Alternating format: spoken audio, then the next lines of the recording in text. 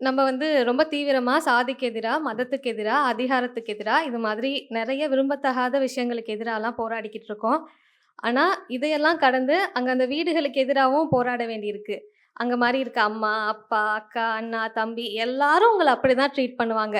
அவங்களையெல்லாம் ஃபைட் பண்ணி, ரொம்ப கஷ்டப்பட்டு வெளிய வந்து தான், இங்க ஒரு பெரிய கம்யூனிட்டிக்கு முன்னாடியும் நம்ப ஃபைட் பண்ண வேண்டியிருக்கு. இது அங்க இருக்க எல்லா பெண்களுக்குமே, ஆண்களுக்கும் கூட நடந்துக்கிட்டு இருக்கு. அந்த வாழ்வியல கவிதையா எழுதி பார்க்கணும் அப்படின்னு எனக்கு தோணுச்சு. அதுலேருந்து சில கவிதைகள உங்களோட பகிர்ந்துக்கணும் அப்படின்னு நான் விரும்புறேன்.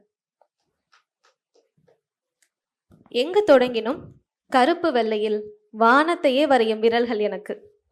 திடீரென்று ஒரு நாள் அதற்கு வண்ணம் பூசும் ஆசை வந்தது.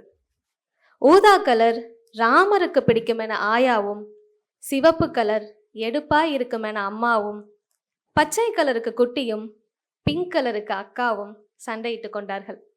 எல்லார் கைவண்ணத்திலும் வானவிலான அச்சிறு வானம் இன்னும் கருப்பு வெள்ளையாகவே இருக்கிறது என் கண்களில்.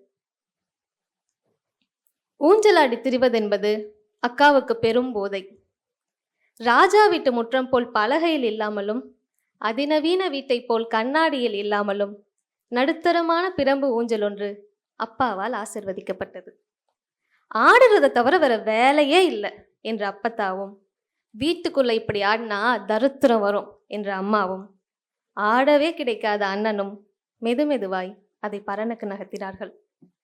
வாக்குப்பட்ட வீட்டிலும் ஊஞ்சல் இல்லாத குறையும் 1000 ரூபா கொடுத்து வாங்கினது என்ற அம்மாவின் பெருமையுமே அரித்திருக்க கூடும் ஆட ஆளற்ற ஊஞ்சலை.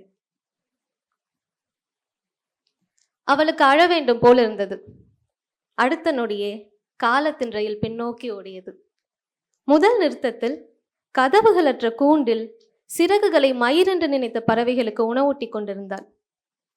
அடுத்த நிறுத்தத்தில் சிறையாகிவிட்ட வீட்டில் கேள்வியின் பகல்களுக்கு பயந்தபடி இரவுக்காக காத்து கொண்டிருந்தாள். அடுத்த நிறுத்தத்தில் உலகம் உருண்டை என்று கண்டுபிடித்தவர் எரட்டோனிதாஸ் என்று படித்தபடியே ஜன்னல் சதுரத்தை விரித்து கொண்டிருந்தாள்.